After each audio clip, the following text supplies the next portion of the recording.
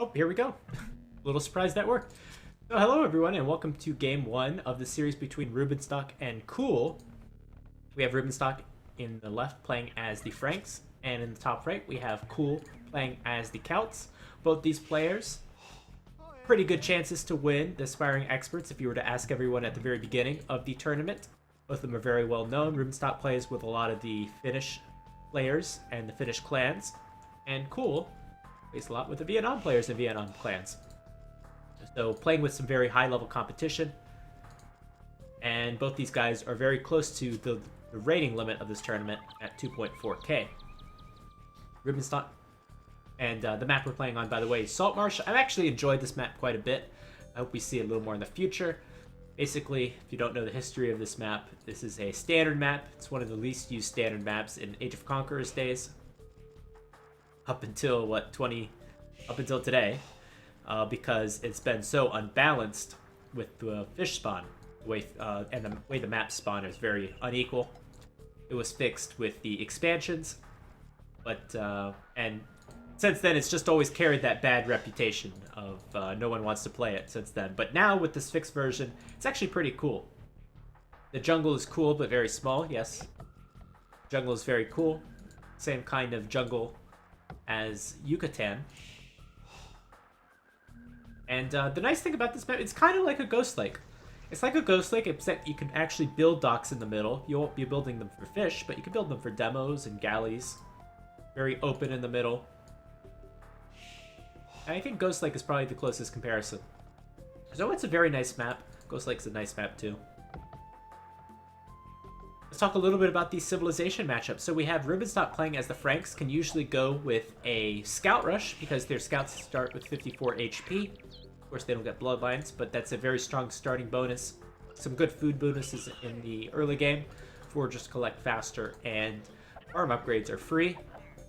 All about their Knights and Cavalry. Knights +2 line of sight. Again, have that extra HP. And a pretty good civilization choice for this map. I said it earlier in the last matchup, I like Cavalry and Knight civilizations for this map because of how open it is in the middle. There's no place for crossbows to hide. VNSCooL playing as the Celts. This is definitely more of a boom civilization. I've seen this work with, I remember Nilly playing against... Was it VNSCooL? It was Nilly against VNSCooL. It was that series. Where VNSCooL picked the Celts, and he boomed. Spoilers, I guess, if you haven't seen this matchup. But VNSCooL boomed the hell out of that map and really defended. The first upgrade he made when he was Imperial Age was Heavy Scorpion. The first upgrade. But you know it was that kind of game. VNSCooL just boomed in his map and defended and worked out great for him. So since there are these wood lines, you can wall it and you could play it defensively. We'll see if VNSCooL's going to do that this game. If he doesn't want to go defensive like that, and certainly the Celt Spearmen and Pikemen will be very valuable against the cavalry of the Celts, sorry, the Franks, and the Celts economy will be a little bit better. That wood chopping bonus is better than anything the Franks have to offer as far as economy is concerned. But the original jungle on Yucatan looks different. It does not look different. I'm using a texture pack, so this jungle, if you think it looks cool, it's just the jungle trees with this texture pack. Whatever tree pack I'm using on the Boobly Workshop. And it looks like we have a little bit of discrepancy as far as the villager numbers. Rubenstock has not gotten Loom. That explains that. A little bit better start for Rubenstock. VNSCooL has walled up a little bit. Started this wall, and then that villager, I assume, lured the boar back. That was going to finish it off. We'll see if VNSCooL's going to go for a men-at-arms strategy. Maybe VNSCooL wants to play this fast castle. It's not a bad map for that. You can wall there. Wall here. This back area is already taken care of. So I would probably do maybe like a men-at-arms, archers build, or consider a Dark Age rush into Fast Castle. Doesn't look like that's going to be the strategy as we don't have a barracks up yet for VNSCooL. Rubenstock up to next age. 20 population, it's a very fast feudal age. 21 population is the normal. So that's a pretty good build. Place the barracks now and go into scouts.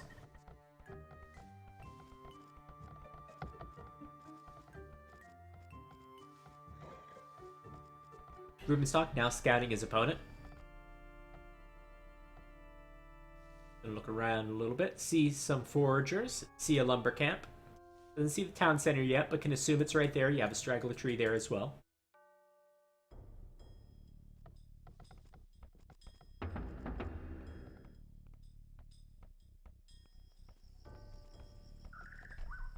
And this build is interesting from Cool. I don't know if he messed it up or he's going to go into archers, because normally you want your barracks when you click up the next age to build men-at-arms.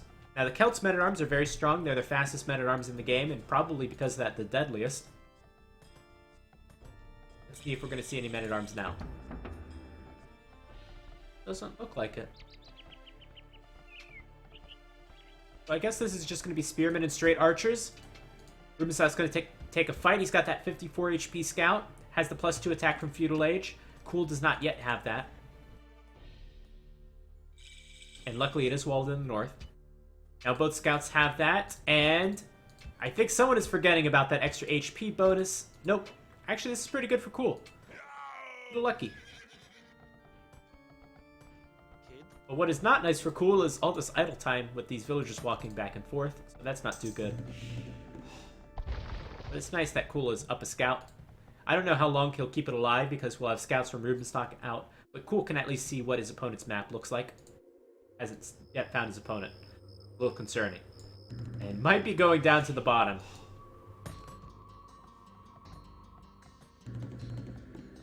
So Cool going with a classic double archer range play. No militia, no spearmen, none needed. His map is good enough that he walled the entire thing. We'll have to double layer it though.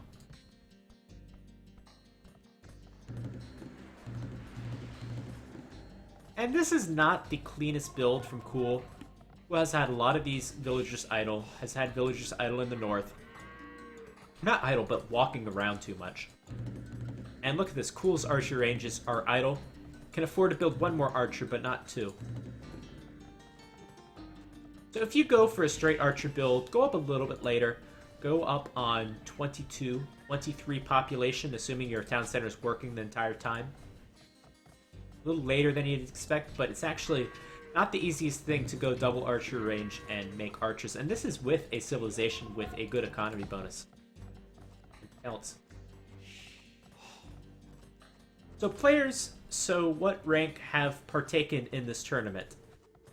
I understand your question, Bombay Gypsy. It's 2400 ELO or less. You cannot have gone above 2400 in your career. All of these players have never reached 2400. What are the Civ pick rules? I think the Civ pick rules are... Actually, I'm not 100% sure on that. I should probably know that. But I think it's probably a... I would assume it's a Civ draft. Not 100% sure. Oh, Nova's going to come and save the day.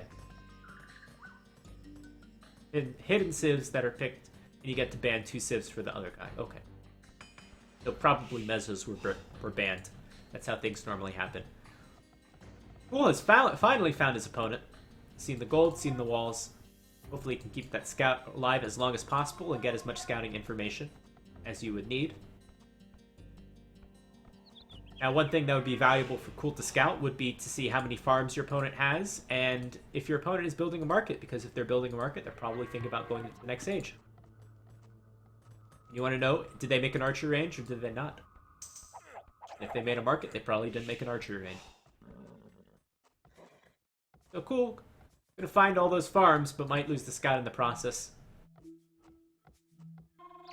Cool should know he needs to do some damage, and he's going to lose that scout now. Did he see the market? Did not see the market. But regardless, I think Cool has enough game sense to know... Not that he doesn't need that many spearmen, but to know that he needs to do damage now. And Rubenstock has enough game sense to know he needs to stonewall up. Because Rubenstock has just gone with a single stable. Sometimes you see cavalry civilizations build an archer range and build skirmishers. But not in this case. Rubenstock is just going to go for the knights. And go for the faster castle age. So Rubenstock can either go for a few knights and smash his opponent with that, or can go for just a boom right behind it. Either one should work.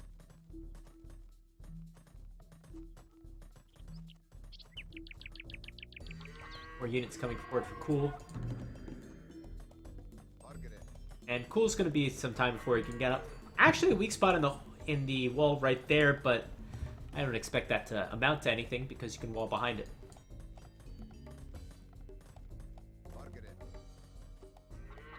So we see this kind of walling and arrangement for this kind of map very often. The middle is so open, the players are usually somewhat close together, so those things favor aggression. But back at your base, it's actually pretty easy to wall.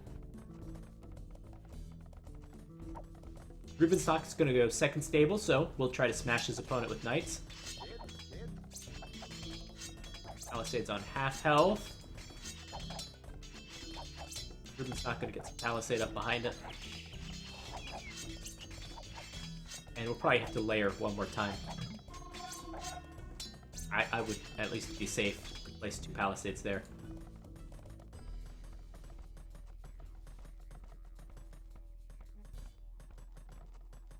Alright, Rubenstock gonna go Knights. Doesn't need to afford that Bloodlines upgrade again, because it's... Frank's got a lot of food and gold for Knights. Tons of food, needs more gold. That's what the market is for. Blacksmith coming up to get that first armor upgrade. Cool sees the Hasselage and is going to get out of there. Now there are 3 spearmen there. We'll say 2 spearmen can take on 1 knight. So Cool will save his army for now. Probably will save it to Hasselage if he's lucky. This is the risky part. You don't want to be fighting knights in this open terrain like this. But if they get back at home, then they can reinforce. Cool's going to actually go double barracks, going to build some more spearmen. Does not want to lose his army right away. And Rubenstock is not going to go for the boom at home. He is in fact going to go for the siege workshop. Going to place that siege workshop in that little tiny island right there. Cool is really behind. He's a little behind.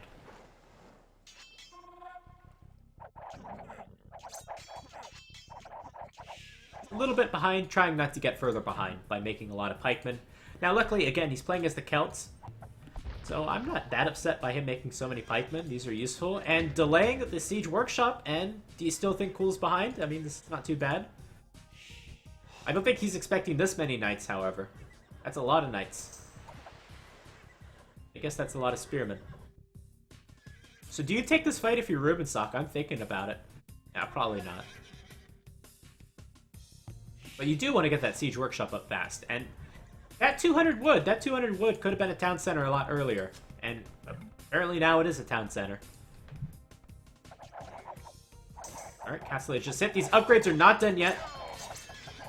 Rubenstock's going to take a fight right before the upgrades are done, but are there enough spearmen? +2 armor just finished for Rubenstock. This is perfect timing. That +2 armor switches things so much. Now there's no more spearmen. Is VNSCooL going to lose the game right here? Crossbow's going to find a nice corner. And I think that corner is going to save VNSCooL, or is it? Pikeman is not done. We have a monastery coming up from VNSCooL. How many crossbows will remain?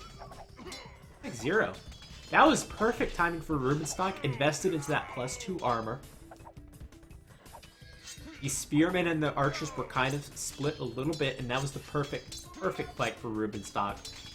I was thinking about him taking that fight a little bit earlier, right in that area, but it's good he waited for that +2 armor.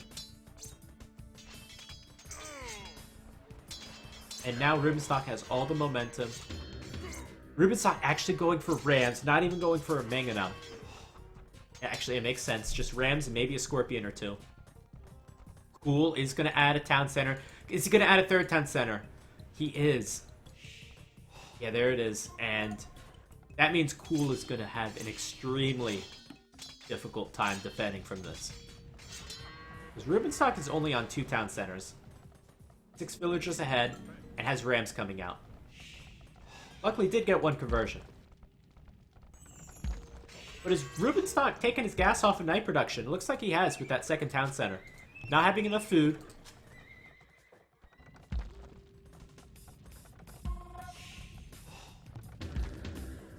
Now getting a Mangonel out. I think the Mangonel's to deal with the monk. Rubenstock is not making knights anymore. Rubenstock is sinking that food into villagers. Rubenstock might have a castle ready soon. On the bright side for him. Yeah, it worked. Wow. And a nice mangonel trade for VNSCooL. VNSCooL is doing the same thing he did against that match with Nilly. It was Celts versus Malay, and VNSCooL is just booming. He's going to boom it out. VNSCooL finally upgrading pikemen, getting forging. Gonna just go pikemen. That's good if you're going straight against knights. And it looks like it'll be knights for the time being. I don't see any scorpions yet. Rubenstock's also not gonna add a castle. Oh, let's see, 2 conversions? No, 0. Missed opportunity for Rubenstock. I thought should have kept his foot on the gas.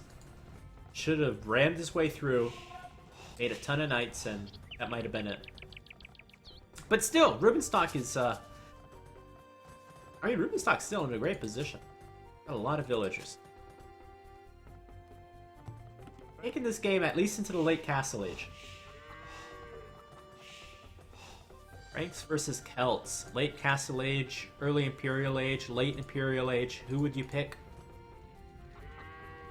Franks and Celts. That's a hard one. The Celts halberdier is going to be so strong. Franks can just go, Franks won't be able to raid with the knights. Franks can go throwing axemen, but that's not always usually a strong option. I think I'll take Celts. That graphic mod. Which one? Small trees? Different trees? Old piles? It's the trees, right? The barracks coming up from VNSCooL. Pikeman is the hot hand right now.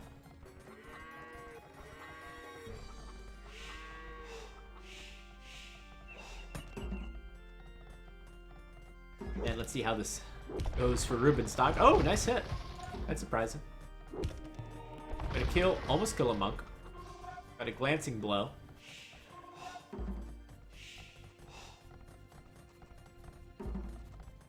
So far, VNSCooL's defending. Almost gonna get a blow right there. What's going on down here? Rubenstock adding a nice town center down there. That'll bode very well for late game. Want all that map control. All those extra resources. And it's gonna take it. This is not gonna be a great fight. This is... Ooh. Oh, actually, that wasn't too bad. But now we have the 2 monks converting.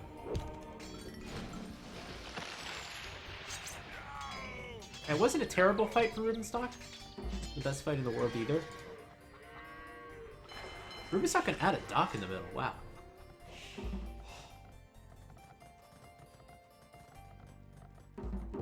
Alright, so Rubenstock with the siege advantage. Yeah, VNSCooL has been booming. 10 villager advantage for Rubenstock. Rubenstock's not going to be able to put his opponent away, at least in this age. We have a castle coming up for Rubenstock. They're 25% cheaper. For the Franks.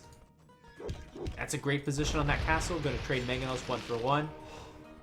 I don't think there's enough pikemen here to defend. The mangonels are pretty good against pikemen as well. And this castle is great for many reasons. It'd be great as a pushing point for either knights or trebuchet. It takes away a gold. It's great for map control. And it's also great because the Franks might be able to use their unique unit throwing axemen to counter the pikemen.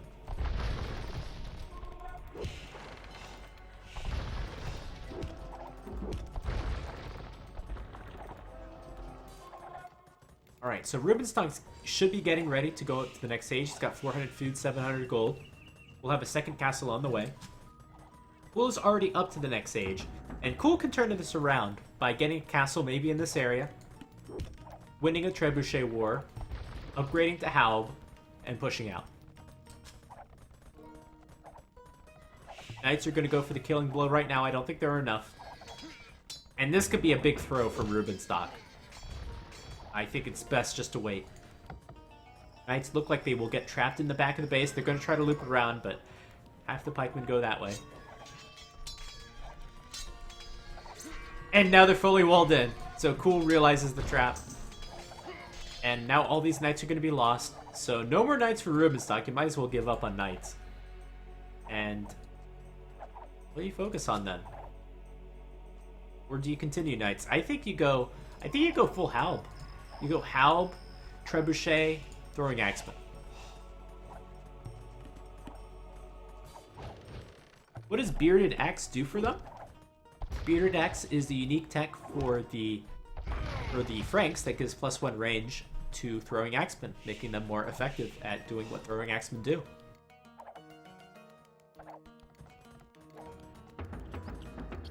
Alright, so both players going into the Imperial Age. Cool still does not have his castle yet.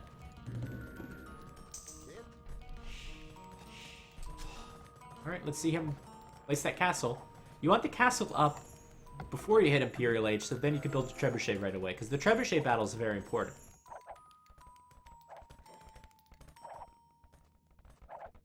And right now, just Pikeman for Cool.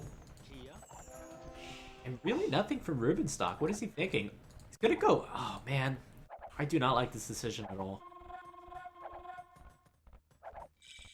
He's gonna go into hand cannons. So Rubenstock, I think we'll see chemistry coming in shortly. I'm gonna go into hand cannons. And I don't like that because of the civilization matchup. He's playing against the Celts. I do not want to tempt the Celts into making Onager. And I think Halb would have been a perfectly fine option. Another reason I don't like this, I think you're going to be banking too many resources with hand cannons. You're going to have to wait another few minutes before. I think your economy is good enough to make something now. What I do like from Rubenstock, though, is look at this map control. It's incredible. All over the map. And cool, first upgrade is Onager. That's interesting. I think Cool is thinking one step ahead. Cool knows he killed most of his opponent's knights. I do not need to get Halberdier right now. Instead, the Onager would be a better investment because I know my opponent is going to be making some sort of ranged units, whether it's Throwing Axemen or it's hand cannons. That's a smart play. That's why I would have loved to see Rubenstock go into Halb.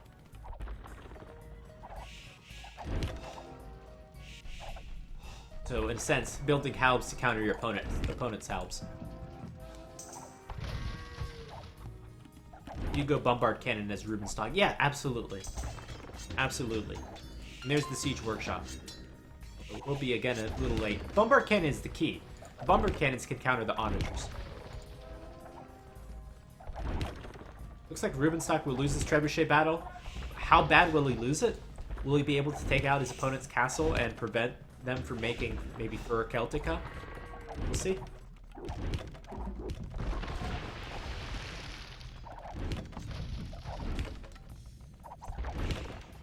Rubenstock owns 85% of the map. What can Cool do? Well, Cool can take over more than 15% of the map, and he'll be able to win the game. So I hope that answers your question. Oh, demos! Demos for Rubenstock. This could buy Rubenstock a lot of time. If you're making your opponent scared to go in the middle. I think you're showing your hand a little bit too soon. You might get one Onager, a few pikemen with that. If you showed your hand a lot later, then you could have gone a lot more. So this game's going to take some time. Cool has a little bit of momentum, but he's kind of stuck in a corner. Ran right into those falling rocks. And there's the first Bombard Cannon for Rubenstock, but it's not supported at all. It's supported by a demo.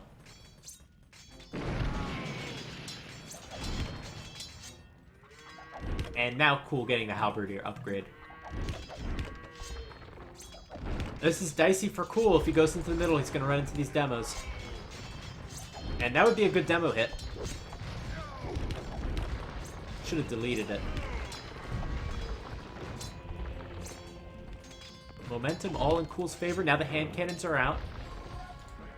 This is a very delicate army, and it requires a lot of micro. The Bombard Cannons need to be attacking the Onagers. Sometimes you need to use stand ground to predict where the Onager is going to go. The hand cannons need to not get too close to the Halbs, and also not get too close to the Onagers. But it can be a very powerful and effective combo if you're watching close enough.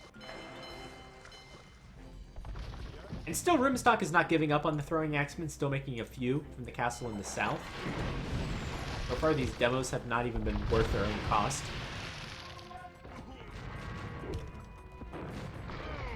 And this is what we're talking about. Now the Bombard Cannon is supposed to counter the Onager, but the Onager counters the Bombard Cannon because the micro is not good enough. Oh, I thought that was a castle for a second. It would have not been good. So the later and later the game goes, at least as far as map position is concerned, Rubenstock will have an advantage. Rubenstock has cornered his opponent. Rubenstock is getting resources at the edge of the map. Will eventually be able to take that stone, that relic, has taken this extra gold, has 2 extra golds down here. VNSCooL is running out of his main gold. He's got about 2,000 gold right there. VNSCooL's going to find a nice angle, however, and take down a castle. That's nice. And let's see how this is going to go. We could see a big momentum shift if VNSCooL can kill so many hand cannons. Almost going to get there. If only VNSCooL had siege engineers. Can't kill all these throwing axes, however. Rubenstock getting Galleon, getting heavy demo. This is going to prolong the game, and that's great with Rubenstock's position. VNSCooL getting siege onager.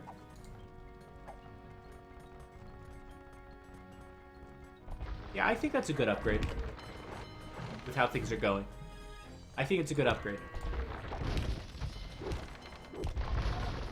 But that said, VNSCooL will have to take out this castle and at least, I don't know, at least move to this gold or this stone. He needs those resources. Hey, welcome. Welcome, DVD Rocks. Welcome to the stream. My name is Nobody. Glad you're joining us. Second castle from VNSCooL.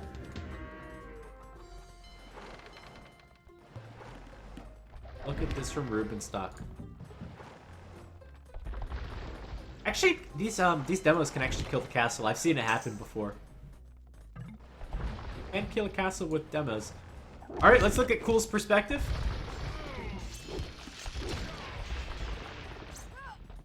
Look at him with the demos. He needs to attack with the onagers. That was his plan.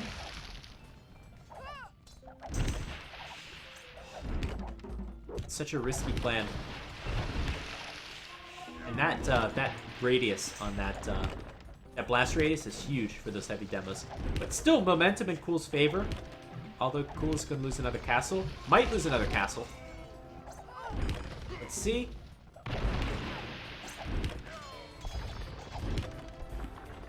Yeah. Well, we'll continue to repair that. We'll see what happens in that castle. In the south, still nothing happening, and that's good for Rubenstock.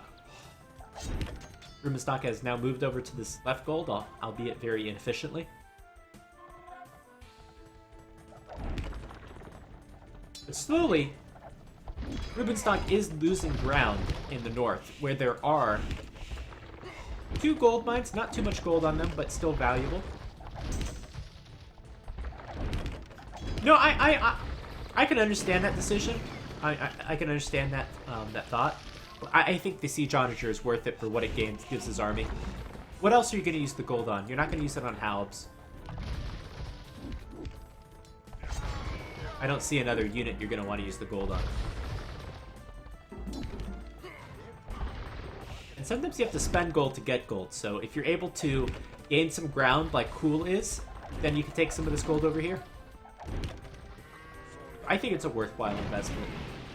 Whether or not VNSCooL will win the game is another question. Hey, welcome, Ted. Welcome to the stream.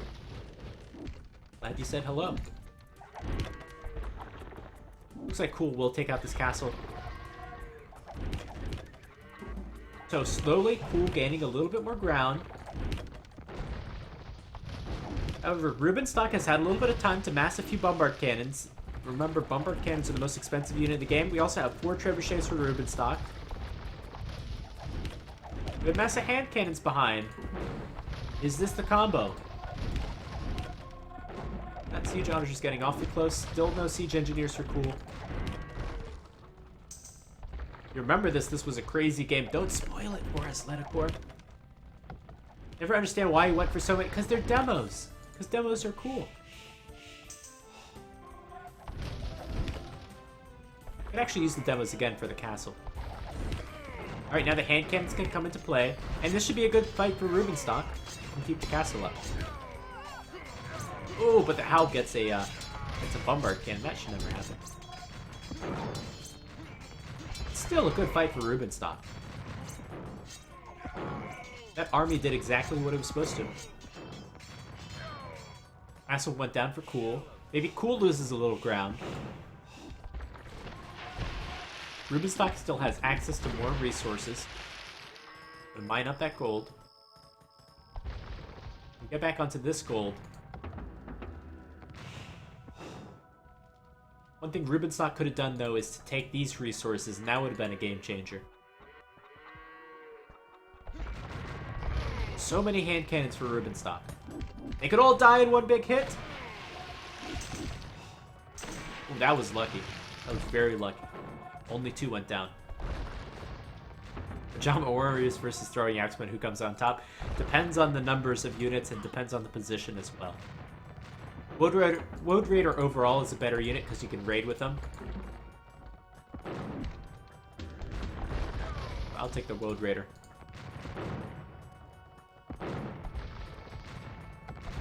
But I don't think we'll see any Throwing Axemen. I think the hand cannons are doing the job good enough. Chivalry, both unique upgrades, Chivalry and Fur Celtica coming in. I'm still looking for that big shot for the Siege Onagers to bring things back for CooL. Had some momentum, he's lost a little bit. Making a bigger effort on the right side. Rubenstock is also going to make a bigger effort on the right side, so it's about these resources. There's that stone up there as well.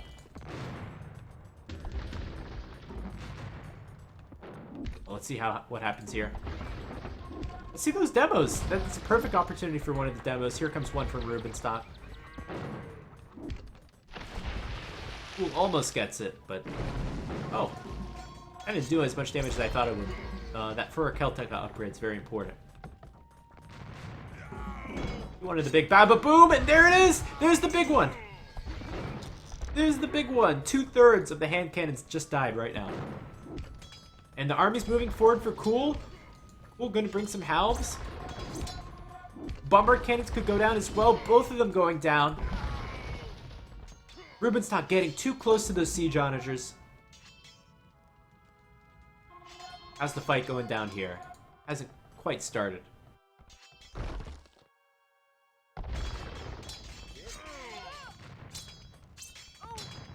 Alright, Rubenstock needs to get his population back up. CooL actually has 30 more population. Now more demos coming out, but they're not being very effective. Oh, could lose a lot. Another huge shot. So this is why the Siege Onager upgrade, in my opinion, was worth it. So we did see those big hits.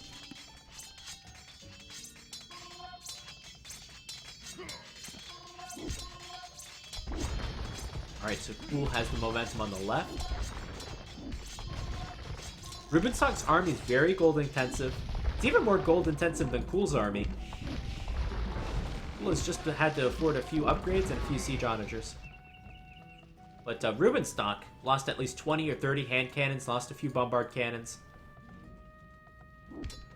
As far as gold is concerned, it might be like 4 hand cannons per onager or 3 hand cannons per onager. And Rubenstock, is he still mining gold? There's still a little bit left. Oh, there's almost nothing left. We have this gold in the north. Take a look at the stockpiles. So both are at about 0.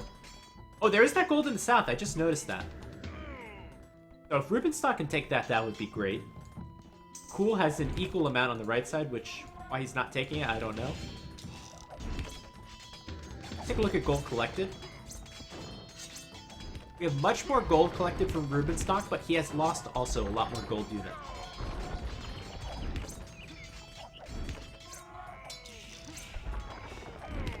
And there's the KD. Better KD for Rubenstock.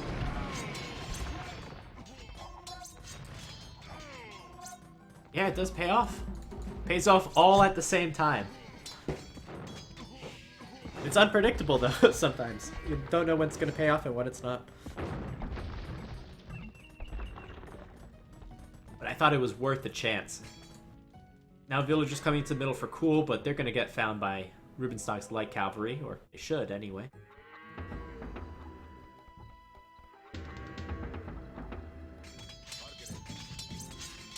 So cool taking over another bottom area. Rubenstock's still not taking this gold. Rubenstock has to be hurting for gold. What is he making? So kind of switching into light cav. Switching into lead skirmisher also. Lead skirmisher is not nearly as strong as hand cannon. But these light cav are going to do some work. Going to pick off a trebuchet. Probably going to pick off an onager or two. Maybe even 3. Ooh, where are your hounds?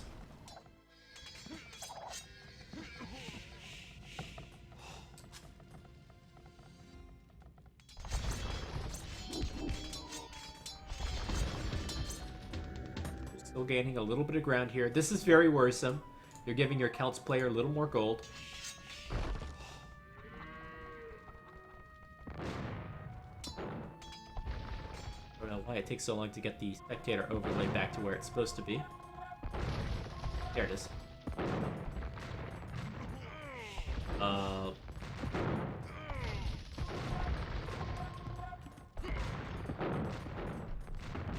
Rubenstock gonna move in with some light cav.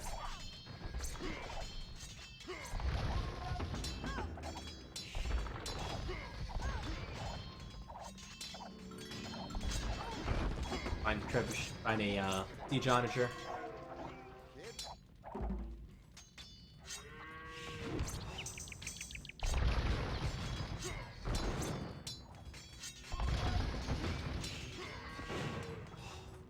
And I'm gonna time out for spoiler, yeah. Although I'm not 100% sure that's true because Rubenstock looks like he's doing quite well in this game. In fact, looks like he's going to take down... If he takes down the 2 siege workshops in the castle... Oh, boy. This should be good. Will he be able to keep this all alive? He's got no melee units, but the Bummer Cannon's going to do its job.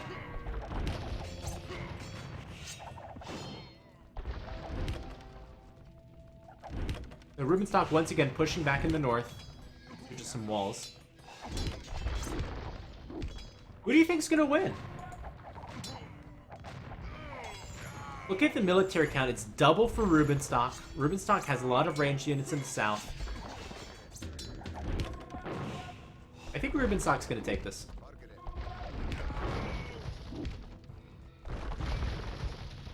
That said, Cool's going to hold the north for now.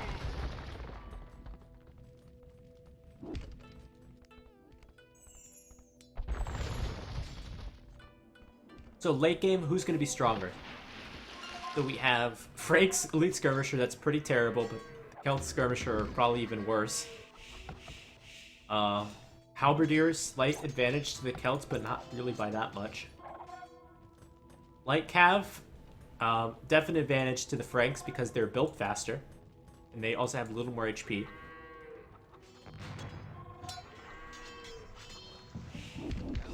But then there is the occasional siege onager from the Celts. More or less even.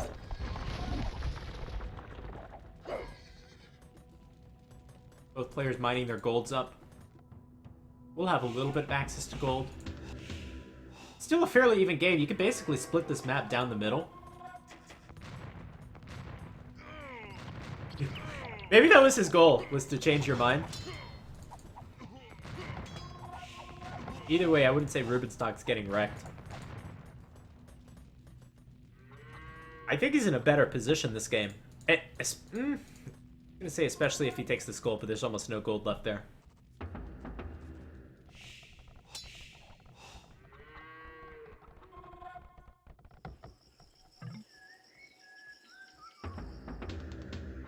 We're gonna build some sneaky barracks down here.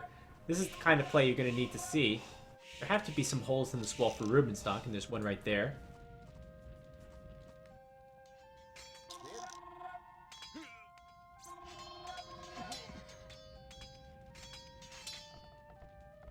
Good to see so much camaraderie in the chat.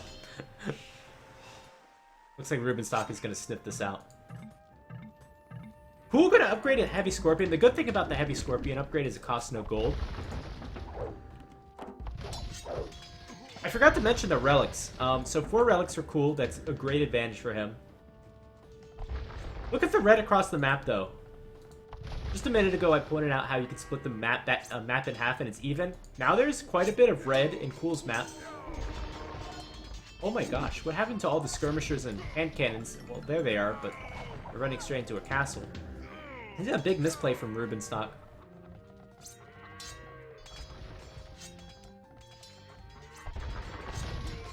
And look at Cool. Cool's cleaning up these buildings. Rubenstock will have to build new ones. There's 2 barracks here in the middle.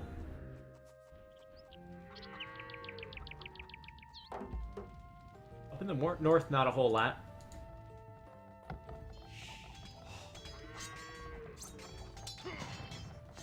Rubenstock is on the back foot.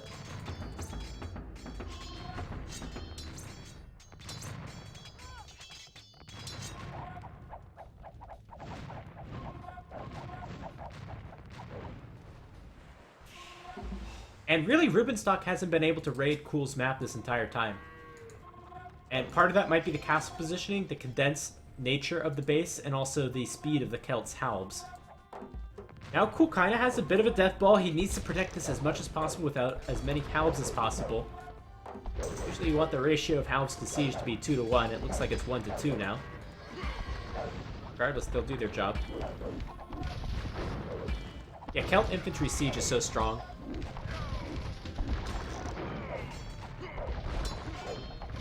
Been good particularly in the north where, I mean, Celts are not the most mobile civ unless you get Woad Raiders, but it's nice the siege has not had to go too far.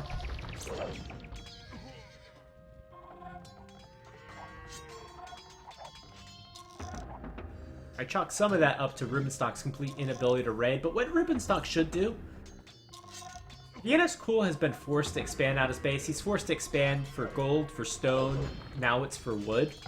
All these villagers will have to migrate over here. And by spreading your base out, it offers more opportunities to raid. So bring the light cav here, bring the light cav here. Bring the light cav to the south as well. Cool has done a good job putting his castles in great positions. I don't know, I just don't think Rubenstock has enough of the map anymore. Who was it that said in the early game that Rubenstock has 85% of the map, how does Cool win? And I said something like, well, Cool will have to get more of the map.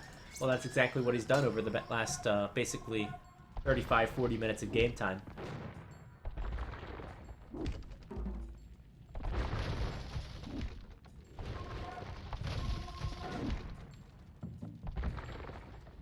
So Rubenstock will definitely have to work his way up to 200 population. Needs to add more light cav. The Franks late game without Paladin is really lacking, and I think you're seeing a lot of the weaknesses of that. The Celts late game is it's lacking without gold, but there's just enough gold to have enough siege to do something. We're gonna go after that bombard cannon, and it's gonna get it. That's so huge. The bombard cannon is the only thing that can, you know, really do anything to this army. We have all 3 siege units fully upgraded for the Celts. Love to see that. Scorpion, Ram, Onager combo. And I think this is a game for Cool. I think Cool's got this, especially with the huge Onager shot. I'm so glad I came over here to see that. Yeah. Better bombard cannon micro would have made a huge difference. I've seen too many times this game where Rubenstock lost his bombard cannons because they were too far forward, or they took an Onager shot, or they were lost to halbs. That would have made all the difference. Rubenstock's population is dropping. It's down to 150, losing even more. That was so much gold that was lost.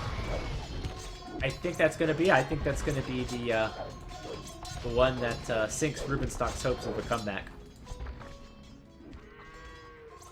And if so, this is gonna be the second time I've seen the Celts on this map just boom and boom and boom and get those expensive upgrades and then steamroll their opponent.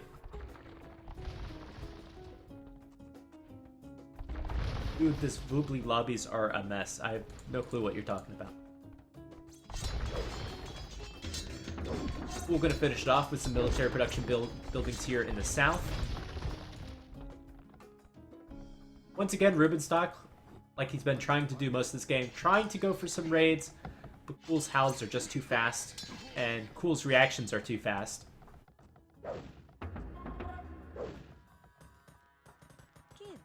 Now, CooL even taking that gold in the south. There's only about 500 left.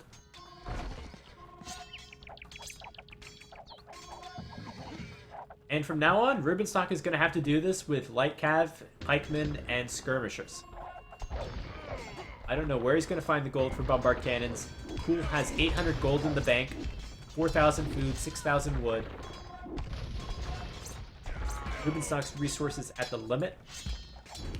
You're going to have to sink those at 445 gold into bombard cannons, and that's a GG right there. So big comeback from CooL. Wasn't expecting that to be an hour 16-minute game. I thought Rubenstock had the momentum, had the map control. Map control wins you games most of the time. But one thing Rubenstock didn't do with that map control, he didn't take every resource on the map. If he took that gold, took that stone, took this bottom gold, prioritized that, that would have been a better for him in this game. And that bombard cannon micro was just not the best.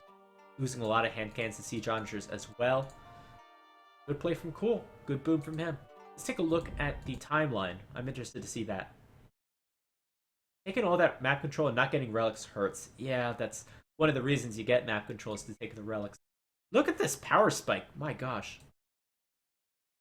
So remember, this is where those Knights of Rubenstock destroyed the Feudal Age army of CooL, right as CooL hit the Castle Age. Great timing on that. And look at this comeback. Over time. Must have been some big onager shot right there.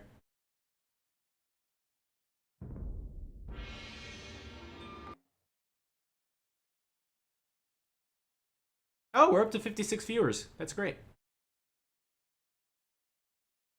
Guess we have a lot of Rubenstock or CooL fans in the chat. Alright, next game will be game 2. Let me change the score.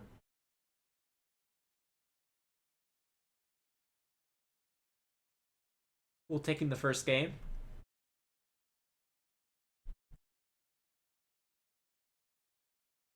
Let me put a 2-minute timer on and we'll start the next game. I just need to go get some water.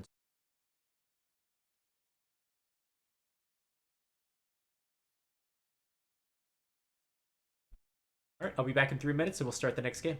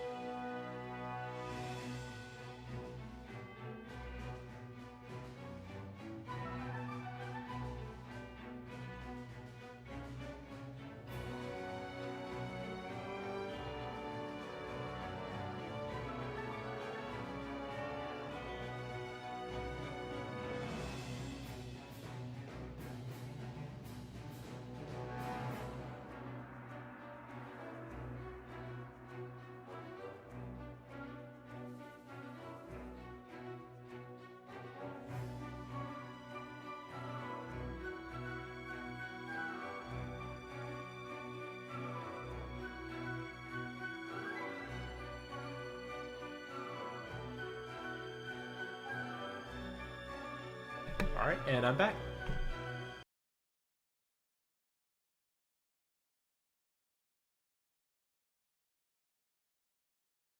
Alright, let's load a game 2. It's going to be crisscross. I like this map from last time.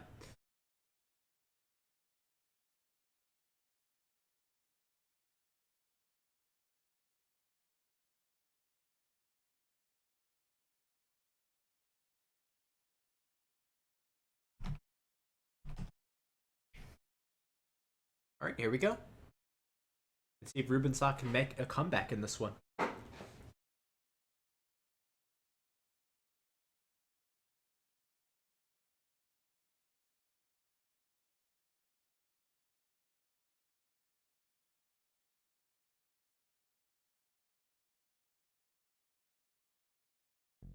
Alright, hello everyone, and welcome to the second game between VNSCooL and Rubenstock. That first game was pretty epic.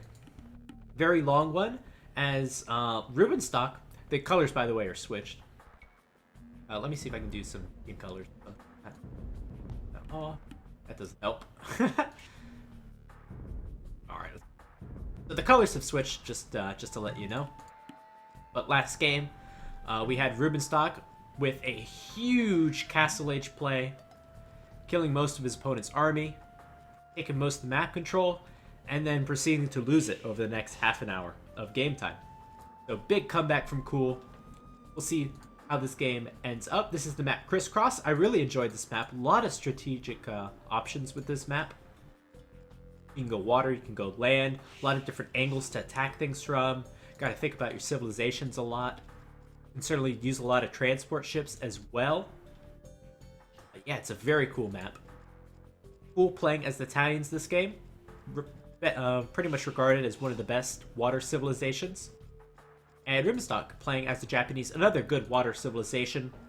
I think that honestly, the Japanese are probably the best pick for this map because there are so many opportunities to dock and have safe fish in every pond. And with that extra, not only the extra HP and armor on the fishing ships, but also the faster gather rate, I think that bonus is just way too important to pass up on.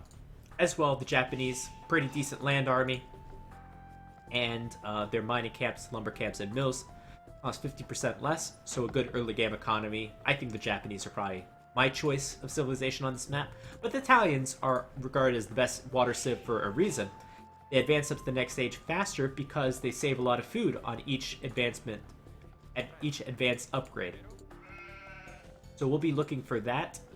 Their land army is okay. They get good archers, they get decent cavalry. I suppose okay infantry. We'll see how players decide to play it. In the middle, we have probably the largest pond of the game. So if you want the most fish and the most fish for Castle Age later game, then you go for the middle, but it is risky because of course you could lose your fish because your opponent can also dock this area. So I prefer back docks on this map, but again, it depends on how you want to play it. The middle area is potentially wallable, but it won't be the strongest walls in the world, just due to the way the map is set up, and transport ships are always a possibility. Are these games played on Wololo Kingdoms or Age of Conquerors? Pretty much everything that you're going to see be streamed by anyone is probably going to be playing on Wololo Kingdoms. This is in fact on Wololo Kingdoms. Wololo Kingdoms has better balance. Debatable, but I think that most people would probably say yes. There are still things that Wololo Kingdoms needs to work on. The balance is certainly different. And while we're getting off track on that, VNSCooL is actually stealing a boar. However, will take a lot of hits on the scout. The scout's only down to 1/3 of its original health. Rubenstock can either hit the scout a few times or try to block the boar. Let's see if he's going to be successful in this. Whichever he chooses. Gonna hit the scout once. Gonna have to hit it 4 more times. Gonna hit it twice. And Rubenstock, just don't lose your own scout. Alright, well, Rubenstock is gonna escape with his own scout, which is good. But on the other hand, VNSCooL is gonna steal that boar. Opportunistic play for VNSCooL. I don't think this is the kind of map where you go to steal your opponent's boar, especially if you didn't pick a Mesociv. But VNSCooL probably just saw that boar hanging out there at the front of the map and decided to steal it, and was successful at that. And Cool also going to wall the middle of the map, so interesting. Good advantage for Cool. What is new? Googly official. I'm not exactly Wolo Kingdoms. Wolo Kingdoms is not that new, but it is a few years old. And yeah, I only play Wolo Kingdoms also. It really got me interested, re-interested in the game.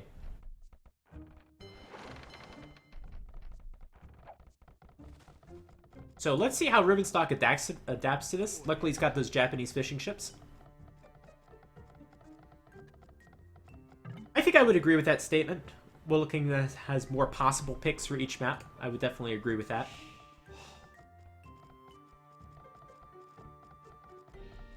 No, this channel is definitely not new. It's probably the oldest Age of Empires channel that exists. So, this is definitely not a new channel. We have a few new graphics. Graphics are new at the bottom. I'm not new. We have a few new casters, though.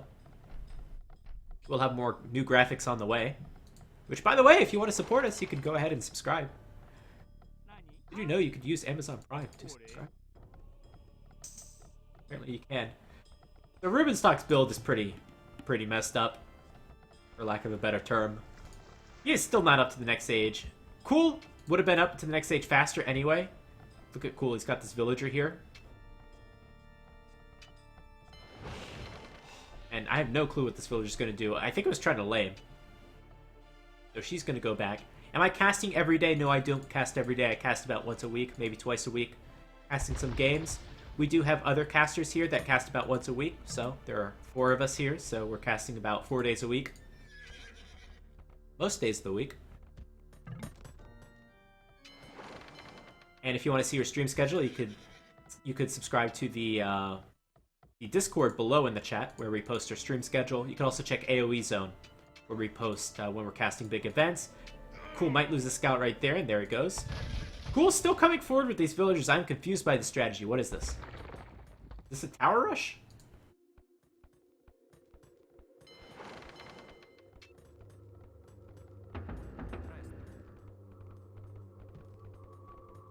That palms are awful. I assume you mean the palm trees? These are normal palm trees.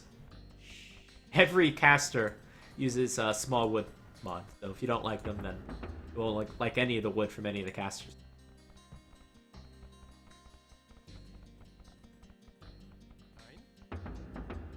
So barracks is up. And there we go. Yeah, Nova casted 2 series yesterday. You can check that on the VOD above. And Rubenstock trying to wall up that map a little bit. Archer range going down for Cool. No water aggression, that's because players haven't docked in the middle. Rubenstock's going to add a dock in the middle. And Rubenstock has tons of fish. This is great.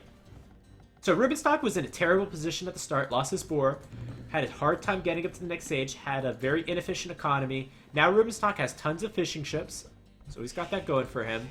Resources, not enough for a fast castle, but has enough for an archer range. Has survived for the time being, and part of that is Cool coming forward with some villagers and losing a villager or whatever happened. Not losing a villager, but the villager had to go back.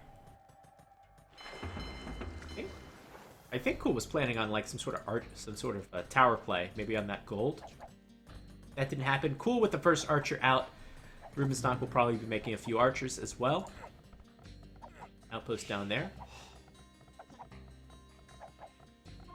Oh, no problem. My name is Nobody. Rotep.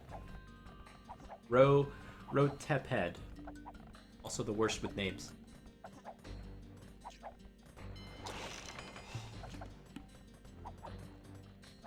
So Cool trying to find an avenue to do some damage. He could go around the south, but has chosen not to do that.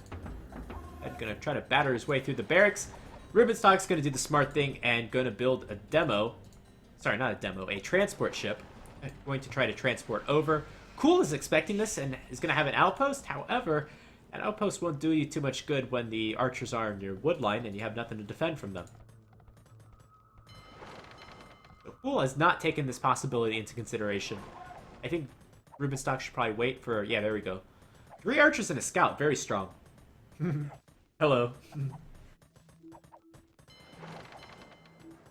Let's talk about the game. Let's not talk about the palm trees and how pale and how disease-ridden they looked. How they have no shadows.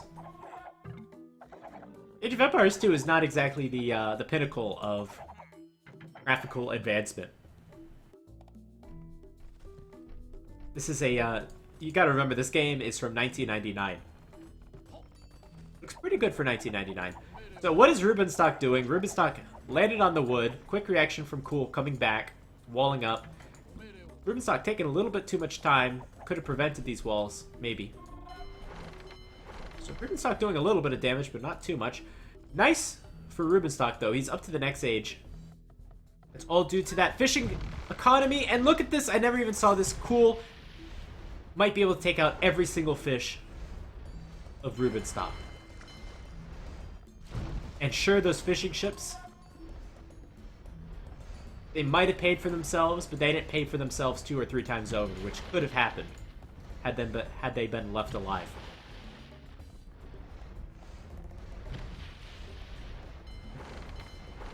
It was back in the day, though. Of course it was back. No, I think this game ages well as far as how it looks because maybe a little bit of it is just nostalgia since so many people have played this game when they were younger. But this game is actually built on 2D graphics, and since that is the design choice, it ages a lot better than 3D graphics because 3D graphics have scaled a lot better over time. So there's only so good that 2D graphics can only look so good, and they won't be looking a lot better than Age of Empires 2. So VNSCooL gonna try to defend with some archer range and blacksmiths. I don't know why he chose to put the blacksmith in that exact position. Either way, it's a big pain for VNSCooL to try to get that built. Japanese fish usually don't die. They did today, yes. Rubenstock crossbow bodkin area. Let's see what he's got up here. Villager. Crossbows roaming to the south. VNSCooL now has a tower down here. Might run past the town center. Is it going to be a big mistake? It's a huge mistake. It's a risk. Because that town center had no villagers under it currently. How many crossbows will make it alive? Can 3 make it out? 3 is like a critical number. Oh! Oh. 3 are going to make it out, but there is a skirmisher here to defend. Skirmisher did not have any range upgrades, though, and this is going to be a big raid for Rubenstock. Going to kill 1 villager. Just got to hit and run. This crossbow, want to keep it alive. Oh, and he's going to go down. That's unfortunate. But still, going to kill 3 villagers at least. Might even get a 4th. Try to go up for him. 3 villagers, that's not bad. That's pretty good.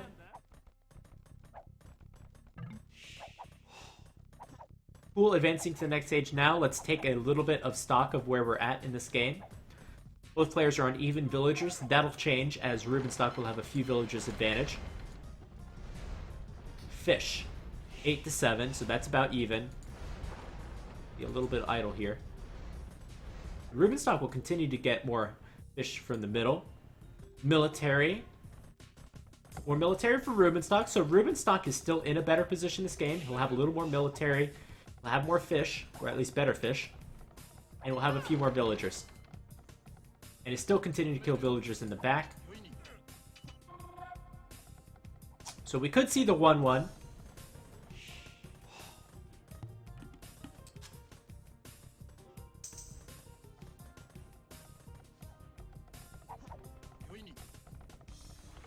Looks like these crossbows will get cleaned up. And look at this from Rubenstock. Villager. Oh, is it going to get the stable up? If it got a stable up, that would have been so huge, but no. It's not going to happen. That villager might die. This transport ship needs to rescue this guy.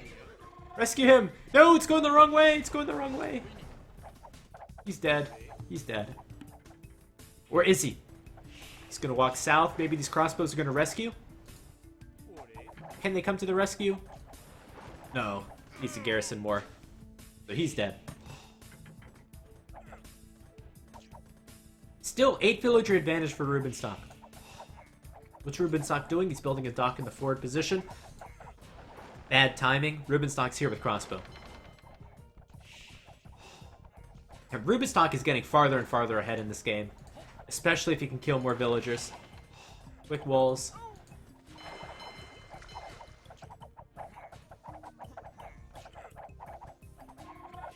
Cool's gonna try to redock there.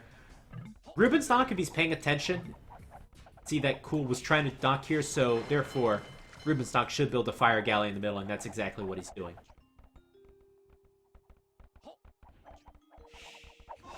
Cool's saying, I've had enough of these crossbows. I'm gonna build a Mangano. The problem is Cool is not being aggressive at all, and look at this. Rubenstock not only has another town center here in the north in a very safe part of the map, but also has a dock here. And we'll be getting fishing ships from up here. Getting fish from down here. So much fish coming in for Rubenstock. His food economy is going to be crazy, especially if he researches guild nets. Another dock coming in the middle.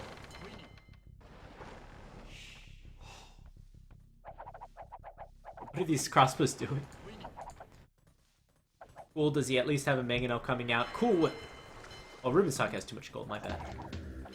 Okay, there's that Mangano.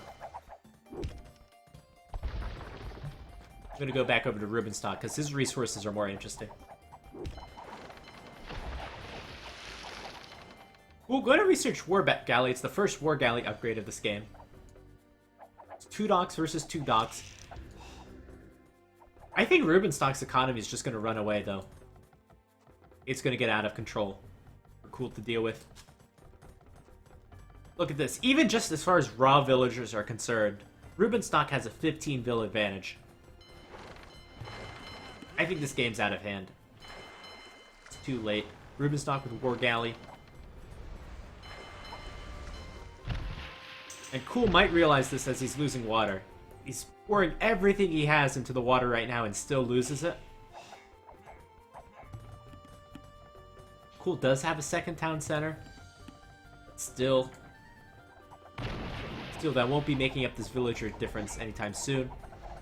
Cool's trying to get a few villagers. Light them on fire. Not a pleasant way to go out as a villager. Not the quickest death either. This takes a while. Oh boy.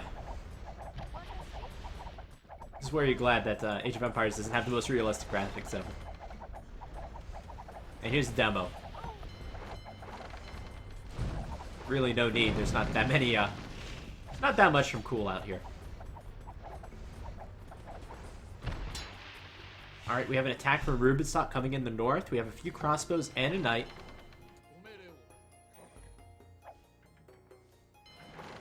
It won't find too much. Cool's economy's a mess. Still, about a 15 vill advantage for Rubenstock. No more fish in the middle, that's good. But Rubenstock is getting fish other places. And he's officially out in the south, so he'll have to build some fish traps down there. Cool, just now getting the horse collar upgrade. I guess he didn't need it till now. There you go, Rubenstock's outright won the water. And with that center map control, that'll be so great for him.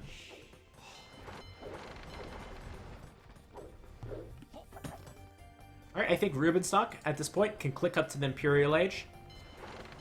And take things from there. Right after he gets that university down.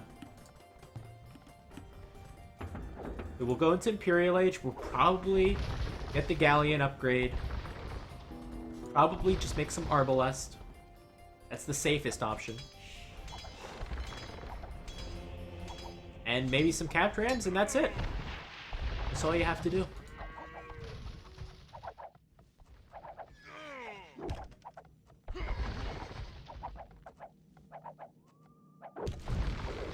One more attempt from Cool, ungarrisoning these docks. Maybe that was unintentional. And I think this game will be over in a hurry. We'll probably see a 1-1.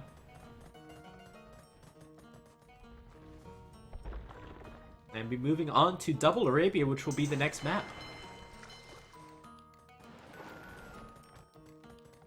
What is the name of the map? This name of the map is Cross, I think?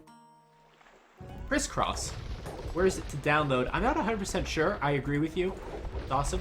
This is actually the first time, second time only I've seen this map. Today's the first day I've seen it. Double Arabia is such a good map. Double Arabia is an interesting one. I guess we could talk about that a little bit in a, well, I guess we can talk about it now. There's not too much more to say about this game. Double Arabia is good as far as the micro is concerned. I think it's lacking as far as strategic options go. Because really, I think it's about up to the Huns and the Indians are the two strongest civs. And anytime there's only two civs that are the strongest, I think use a little more variety. But it's good for a change of pace. Rubenstock, Imperial Age about to come in. I'm glad you're so hyped, Rotep.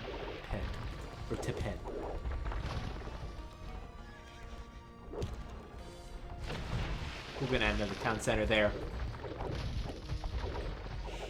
And let's see what happens once this Imperial Age comes in. Is VNSCooL gonna GG right then? I have the feeling he will. Not saying anything about him personally, but I think it's about the time, I would call it. Not quite yet.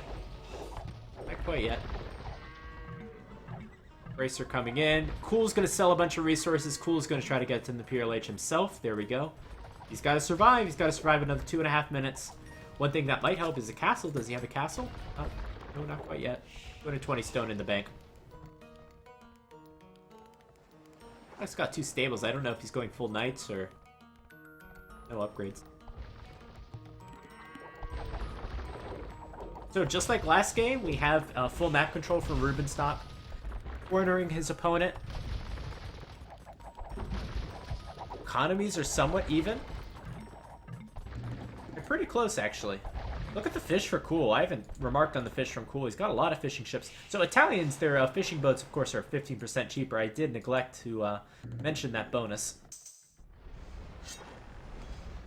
So certainly that's helped VNSCooL get up to the next age.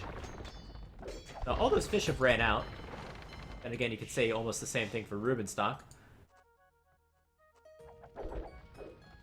Rubenstock might want to take a few more of these fish here. And we have a tower from Rubenstock. Good position. Again, corners his opponent, prevents the opponent from taking wood. Alright, so what's the play going to be for VNSCooL? Trying to prevent this castle. Trying to get these walls up as fast as possible also. Oh, good hit. 2 bills. Another 2 bills. Still trying to repair that mangonel. Try to get what you can with that mangonel. Trying to get the value out of it. Another vill. Well, VNSCooL has a 5 villager advantage now. I don't feel hopeful for him still in this game because of the map control. Because this water is going to be so hard to retake because Rubenstock has been in the Imperial Age for a little longer. But, make things easy for VNSCooL. VNSCooL could just win an win a trebuchet battle. And he'll be in a slightly better position than he is now. Getting shipwright nice and early. Shipwright, if you don't know, it's a very expensive upgrade. It's 1,000 food and like 300 wood or 300 gold or something like that. But it's a very useful upgrade. Makes your docks build a lot faster, 35% faster, and like ships cost like 25% wood, less wood. It's a very useful upgrade. The Italians get it very often because their dock upgrades are 50% cheaper. So if VNSCooL wants to get back in the middle, then he'll try. He could build some docks here and use the castle to help defend the docks.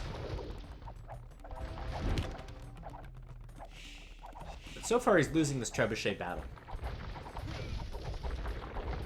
And these crossbows are in. I don't know where they're going to go. They'd have to thread the needle and go through there, and that's exactly where they're going. As well, this tower's not garrisoned. Late reaction from VNSCooL. These skirmishers actually don't even have any armor.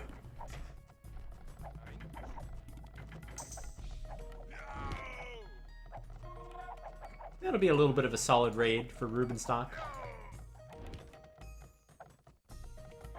We're still 10 villagers ahead. We'll see if that remains.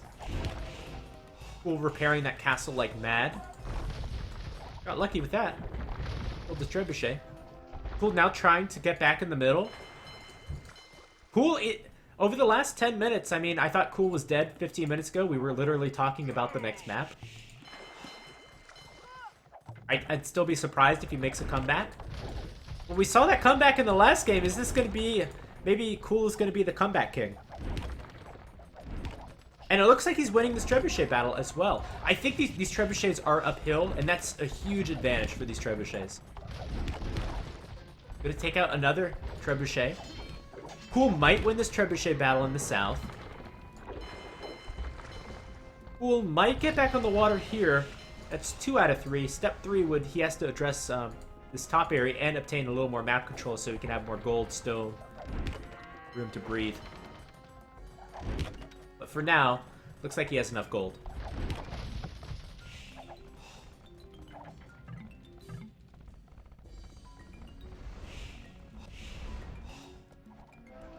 Alright, if you're Cool, I think maybe a bombard cannon or a treb or 2. And a few hand cannons.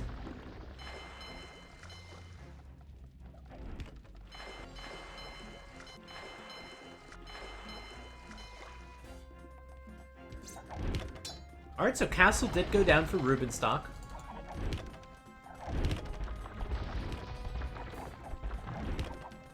Let's see if he can take this position. Cool going into Elite Skirmisher. Rubenstock, where's Rubenstock's land army been? He's invested into Arbalest. Maybe his economy wasn't so good, because we don't see that many. Bombard cannon might have been a good option too. Rubenstock is losing ground. This is crazy. Remember, Cool has that shipwright upgrade. These docks are going to be working faster. These ships will be a little cheaper.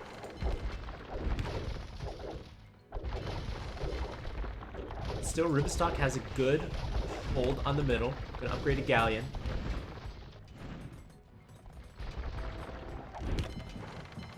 See how this trebuchet battle goes. See the castle in the north, and Rubenstock does have masonry. Comes these fire ships. Fire ships are the counter to galleon, so you're gonna need some heavy demos to help out here. We have one demo in the back. It's not really doing anything. Cool's taking a good engagement. Rubenstock is not paying that much of attention. It's the demo, but it's not really upgraded, so it didn't do too much. Rubenstock's actually thinking about cannon galleon. Well, you have to win the water first, and looks like your opponent's coming back on the water. So that's a big question, Bingo Man, and that's a big question where we could say it depends. That's a really hard one.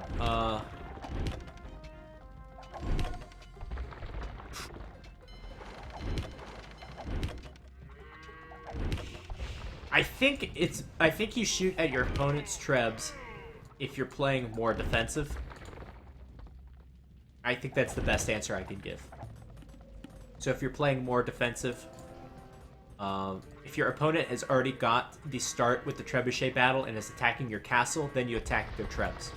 I think that's the best answer I could give. Alright, so Rubenstock switching into more demos. Do the Japanese get heavy demo? You'd have to assume Rubenstock would make it if they get heavy demo. And, what was the last game? Was the last game Japanese? No, it was Franks, so that does not apply.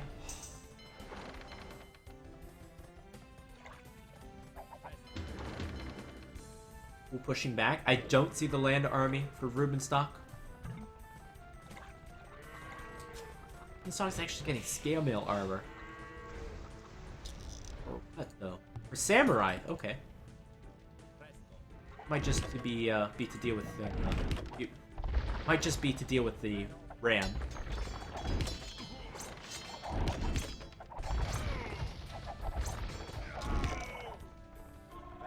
And yet that ram lives. There's a few more samurai.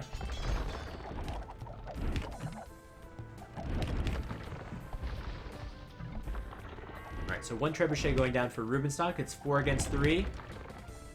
Oh, I don't know what Rubenstock did. He targeted the wrong one. You're supposed to be targeting the middle one, the weak one. They're all missing. Now it's 2 against 4. Rubenstock has absolutely targeted the wrong one. Should have targeted the weak ones in the middle.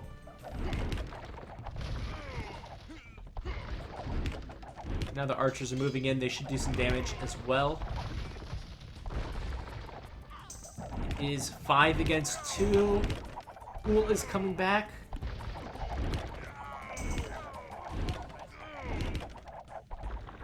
Down in the south, nothing happening. VNSCooL reclaimed one of his golds. On the water, it's pretty even. VNSCooL now has a castle there. Sorry, Rubenstock has a castle there as well.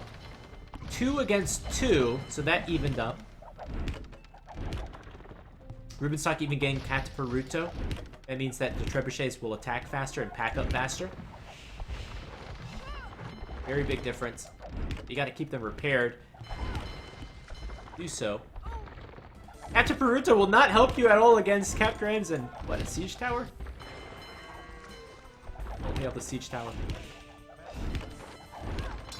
Too many rams right now for Rubenstock to deal with. He needs to make as many samurai as possible. I think he's researching Cataparuto from this one. No, getting samurai from this one. And there are too many rams right now.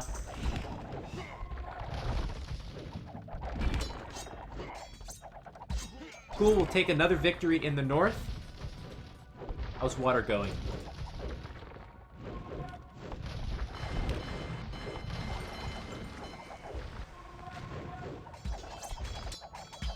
So VNSCooL's got some fire ships. We'll need something to deal with the castle, though.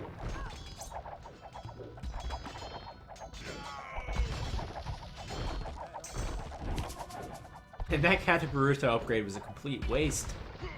Rubenstock, you need a main army. You need skirms or you need arbalest. I just haven't seen it from you in the last 10 or 15 minutes. Even longer than that. Rubenstock still has, the map control still has another relic. Just gonna fall back just a little bit. This has been a long process of VNSCooL pushing out of his base. He's had the momentum, been, taking good fights, but with this map, it's gonna take a while. Rubenstock can restabilize. And make new army, can, take his time. Yeah, everyone likes killing trebs with rams. It's very satisfying to do when that happens.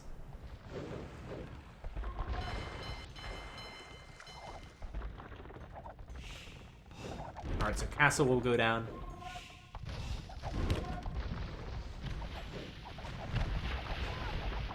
Rubenstock finally taking to lead skirmisher.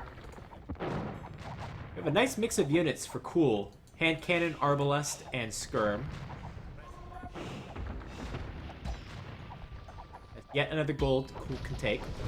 Oh, look at this fight! These galleons are trapped. How did they get there? Rubenstock was not expecting there to be so many fire ships in that, in those docks, and that was a big trap. And those demos were not exactly worth it.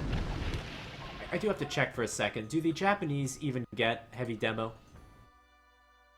A, B, F, G, H, I, J. Oh, this is taking too long. And I don't know. Yeah, the Japanese don't get heavy demo, apparently. That's a big deal. Neither do the Italians.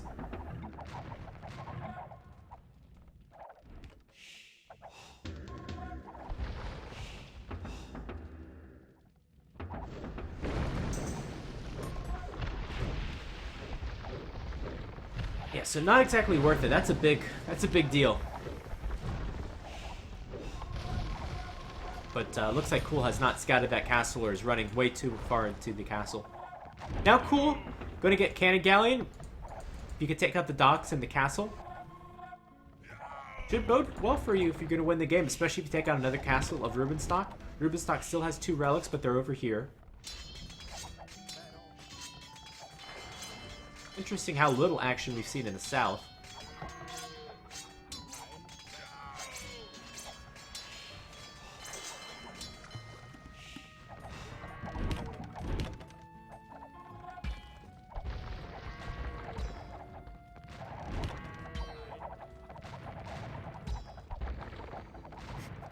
Welcome, Damn's AoE.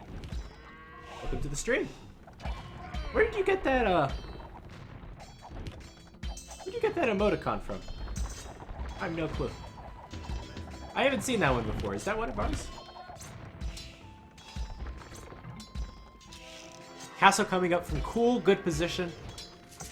The slow push continues.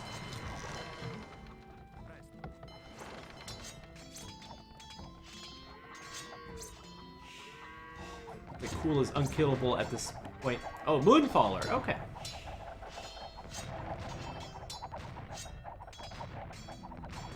If you play Cool Friday. Oh, jeez. I'm a little bit scared for you, Project Belgium. A little bit scared. But you're a very good player, too. But from the games that I've seen, just impossible to kill. This is crazy. Both these games are going to go over an hour.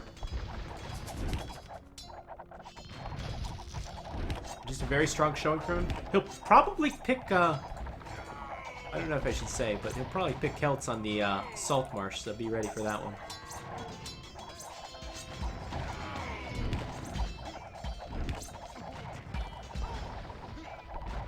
And finally, Rubenstock actually has an army there.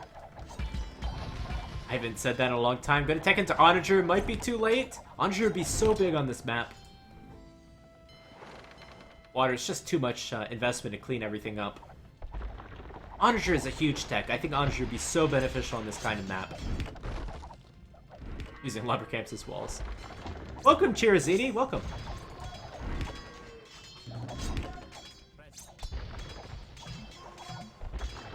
We're gonna sell some food.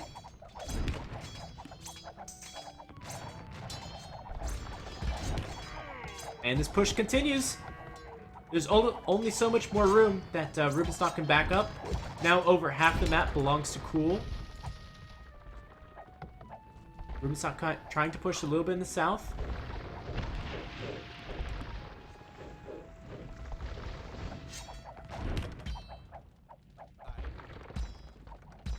Looks like Rubenstock will lose the 2 relics just as he's trying to gather a 3rd. But the Onager upgrade is done.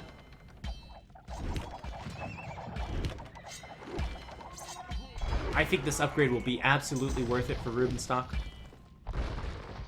Is it a tournament? Sorry. Is this a tournament? Aspiring Experts. Yes, it is. It's a tournament for $1,000. Or a total prize pool of $1,000. I think 400 of which is sponsored by Voobly Official.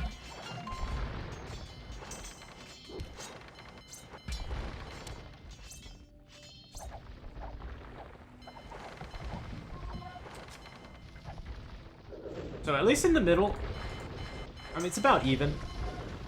Both players still contesting here. Maybe the Onager upgrade will turn things around for Rubenstock. Rubenstock at least has a good army now. Yes, it is quarterfinals. Thank you. Rubenstock going to take this hill. Let's see what these Onagers can do. Can they take out some trebuchets? Oh, no, not that one. Yes, we do have brackets.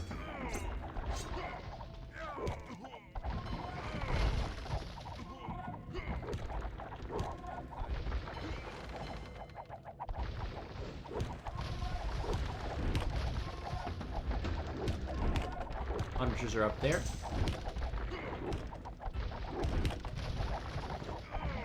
Oh, sorry, it's the wrong bracket. Sorry, I'll have to update that.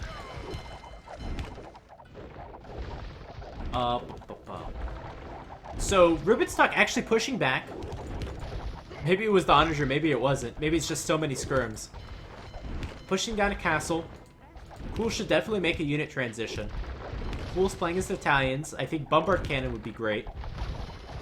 You have the gold for it. What are the resources like for these players? Cool, not a lot of gold. Rubenstock, not a whole lot of gold either. Gonna add some condos. That's not really that strong.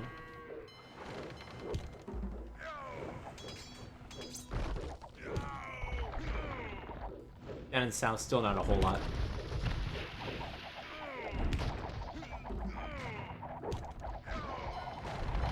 Cool is up the hill. Oh, so close. Big on undershot. Gonna move back. Shoot again. Shoot again. Undershot's getting very low. Hopefully can repair those up. A lot of action all over the map.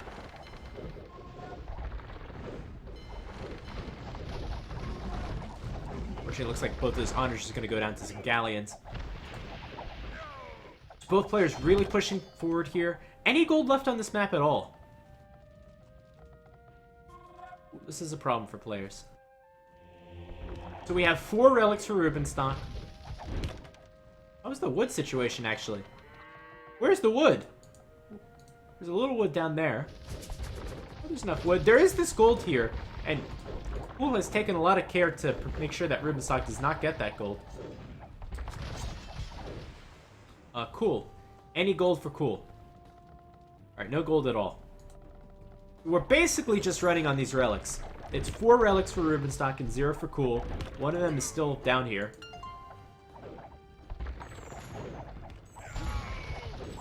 Finally, CooL gonna switch into light cav. This makes too much sense. Rubenstock as well gonna switch into light cav. But they're gonna mix it up. We're seeing too many skirmishers in the mix. Rubenstock finally gonna get gill nets. This is so smart. A gill nets Japanese fishing ship is faster at producing food than a farmer. Not to mention will cost less to reseed. And since wood is getting pretty dire, we might get to that stage. I like Rubenstock's chances at this game. I think his fish economy will be stronger, so his food economy will be stronger. His gold is stronger because he's got 4 relics. And army's just about the same.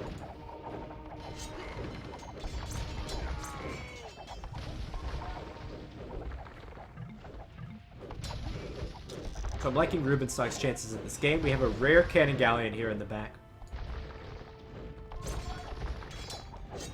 But if you're on CooL's side, looks like CooL has a little more momentum down here. CooL could even take over the gold, and just a little bit of gold can change things around. Especially when you don't have any relics.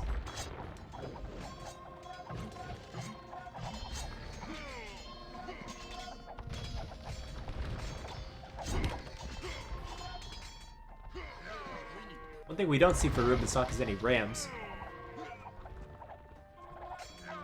Rubenstock doing his best to micro down every single one of these skirmishers.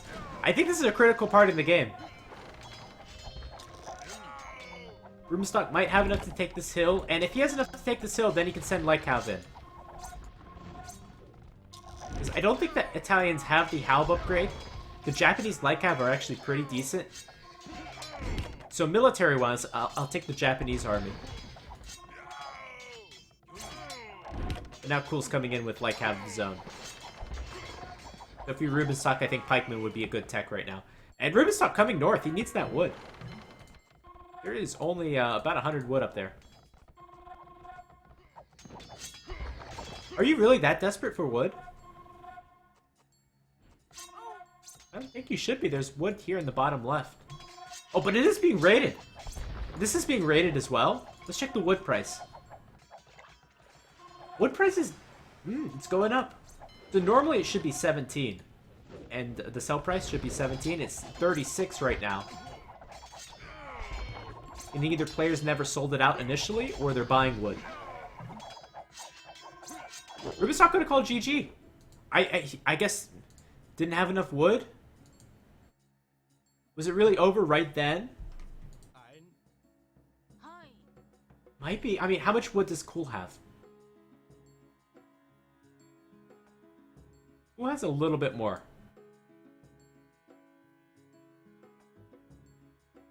Yeah, I guess that's what it's going to come down to.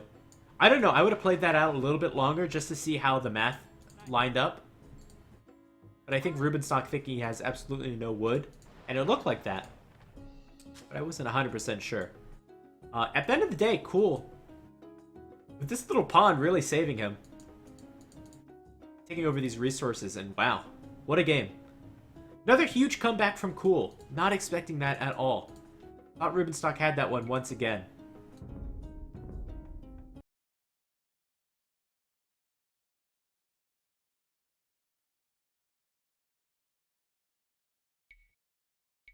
Here is the total wood collected. More for VNSCooL. Still more to be collected. Here's your resource.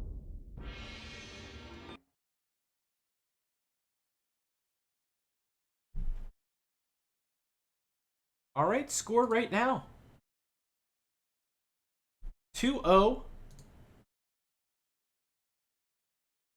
Let us move on to the final game. Well, what might be the final game? I actually don't know. I get 5 games with my pack. So whether those are filler or not, I have no clue. And let's launch this up. This will be Double Arabia. Hope you're excited for it, like I am. Here we go.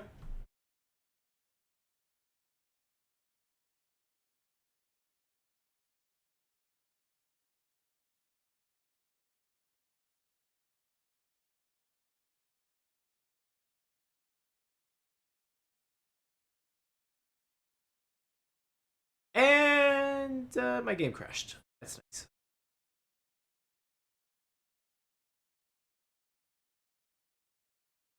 Alright, so I re-downloaded these earlier, so let's just move that over.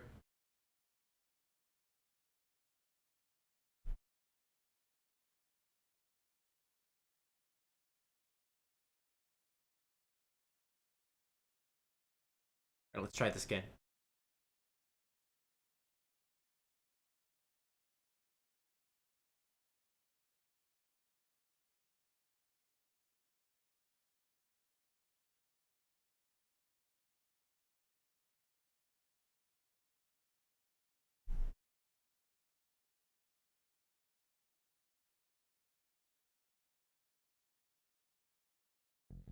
Hello everyone, and welcome to the third game in this crazy series between Rubenstock and VNSCooL.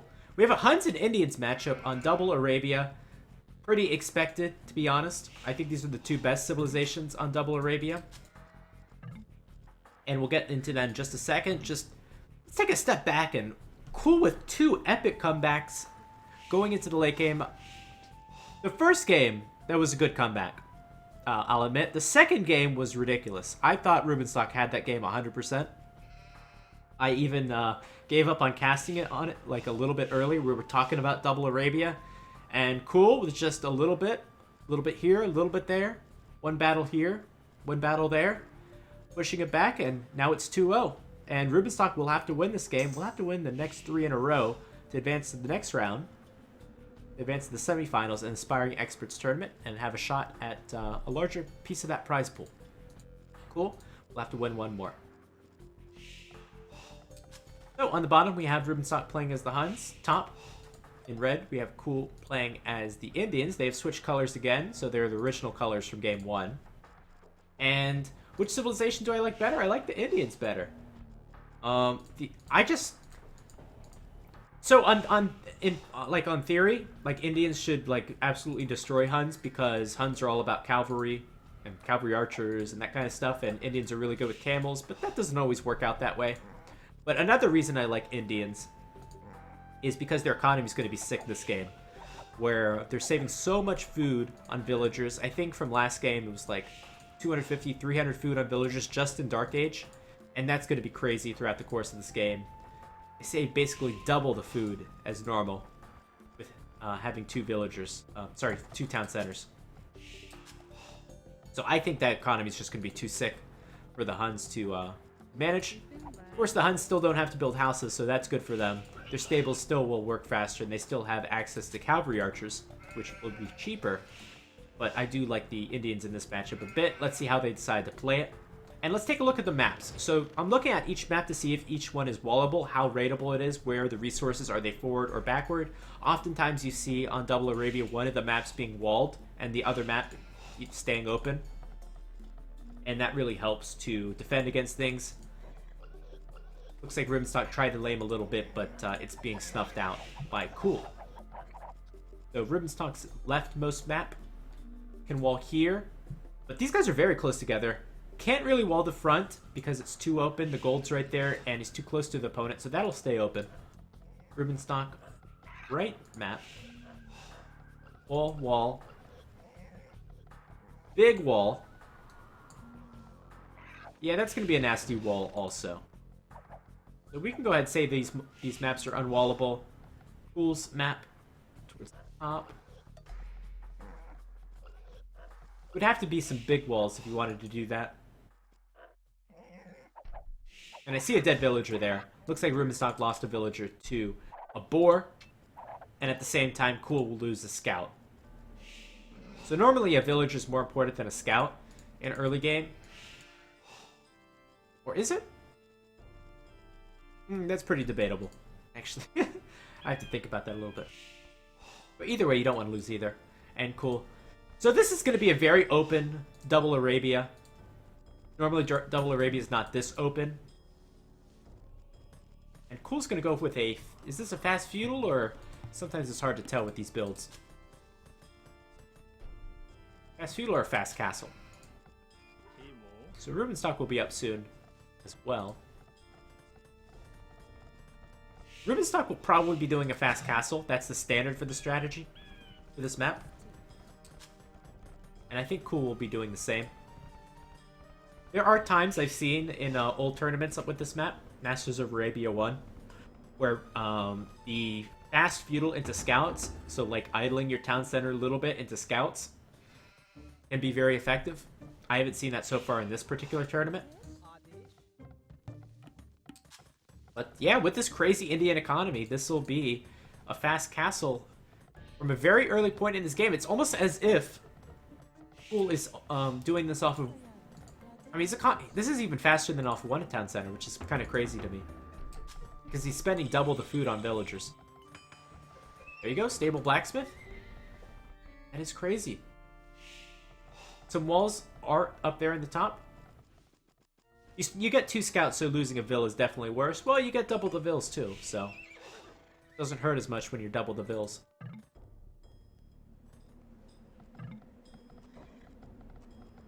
So Rubenstock. Let's see if you can place these buildings right away. Archery range, interesting. Okay.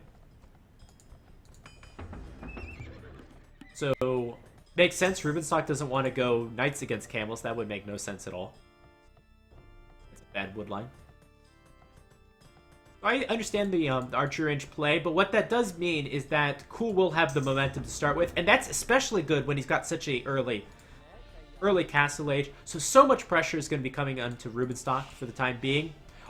Archery range units like cavalry archers are also a little bit better if you can wall your map at first and defend behind walls. And Rubenstock does not have the luxury of doing this. This could be a quick game if Rubenstock can't defend, but if he defends, he should get a good mass of cavalry archers, and then hopefully we'll be able to do some good raiding with that. Rubenstock's south map, almost completely walled, missing a hole. But that area will be walled. Never underestimate players' ability to wall. Rubenstock could go for a villager kill, but is not going to look for it. Alright, I'm going to keep my eye on Rubenstock. VNSCooL will be able to sustain two stable camel production, no problem. So, his resources are not going to be that interesting. But Rubenstock, he needs a good amount of wood and gold for cavalry archers. And if he wanted, he could quick palisade that up and quick palisade right there. And wall that up. But maybe even wall in there. But he has chosen not to do that. Alright, so there we go. He's going to defend. He's going to build a few spearmen to start. Spearmen are very good against camels. Especially with the new balance. But those 2 spearmen are going to kind of get lured out a little bit. They need to go to the wood line. One camel is going to sneak by. These other 2 camels are going to go around. These 2 spearmen are still out in the middle of nowhere. They need to be here. Alright, luckily VNSCooL is just going to walk around. And they're going to go straight for that hole. So they could have gone to the wood line, but this is even more enticing. As the farther these camels go away from the spearmen, the more time that those spearmen are going to take in walking. And this is a good first raid. Not going to kill any villagers. Camels don't have a whole lot of attack. They also don't have a lot of pierce armor. But it looks like they'll get a single villager, and now Rubenstock has no gold. Because Rubenstock can't take that front gold, remember. It's too far forward. He didn't wall it in.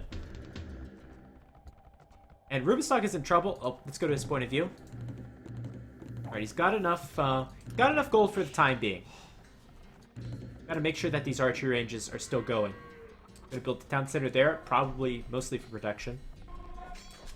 Rubenstock. Oh, it's looking really bad. A lot of idle villagers. Needs to get back on gold immediately. Still hasn't walled that off. Gonna go try to wall it off now, but it might be a little too late. Camel's still alive. Those spearmen did not chase them down. Finally, he's gonna wall it off, and that's gonna prevent 4 more camels from getting in, at least for the time being. That is a good fight for the spearmen. So Cool taking a big advantage in the early part of the Castle Age. Also, has enough food for 3 town center production. Wow. Pretty crazy.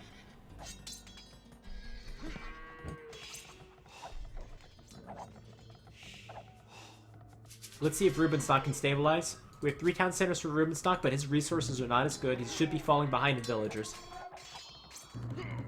What he can't afford to do is fall behind in military, and he is out of gold now. Only 4 villagers on gold. That's not going to be enough. There are holes in this wall. The Indian camels do have an attack bonus versus buildings, and it's really only ever useful against palisade walls, I suppose. And is that too many camels to deal with? Luckily, these spearmen are kind of going to go to work. Camel's going to get a few more villager kills. We now have almost a 10 villager advantage for Cool. The camels are going to get out of there. That mining camp will have to be rebuilt. Rubenstock building a monastery, but he's going to need the gold for that. And he's going to start to mine this gold in the south. Now we have a siege workshop piling on the pressure for Cool. Now they're stable. All the pressure coming from Cool. And Cool's doing this off of 3 town centers, remember, as well. His economy will be set. Won't even have to add any more town centers for the rest of this game. Spearmen getting a pretty good engagement on those camels. Squires might be very nice for those spearmen. Certainly pikemen would be a good upgrade. Pikemen might be essential with this amount of camels.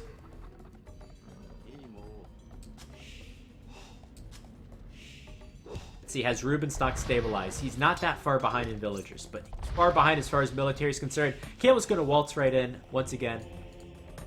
Gonna go after that gold. Any quick walls? Quick walls? No quick walls. First monk only being made now. Rubenstock has not had enough gold for monks. Gonna lose more villagers. Now there's 4 mangonels on the front, taking down the archery ranges.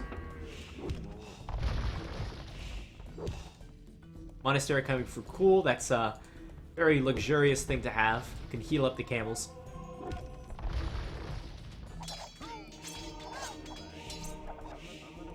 Looks like Monk will get 1 conversion. And these camels will die. I think they've done the damage. The spearmen doing their job. But look at this base. Look at this base for Rubenstock. These villagers are hardly working. 65 villagers versus 90 now. It'll be a 30 villager advantage pretty shortly.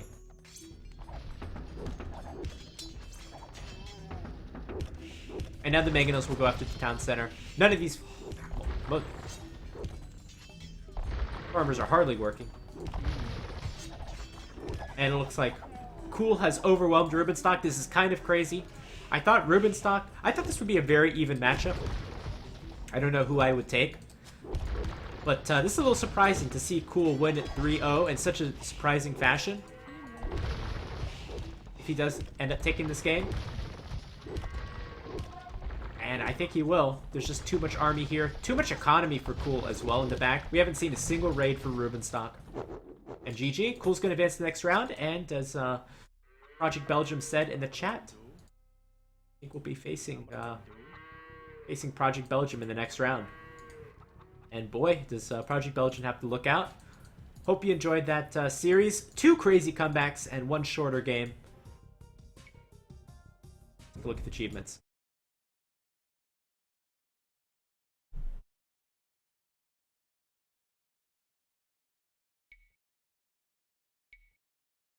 Here's the achievements.